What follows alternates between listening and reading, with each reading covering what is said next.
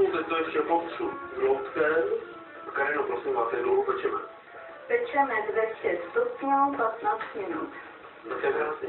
Do křupová zlatavost. Ano. Gata je upečená, vypadá báječně, důležitý je ještě dát si pozor, každá trouba peče trošku jinak, jo, ale tato barva, jakou to má tady, je ta ideální. Takže můžeme servírovat, ne? Je to v pořádku. Ano.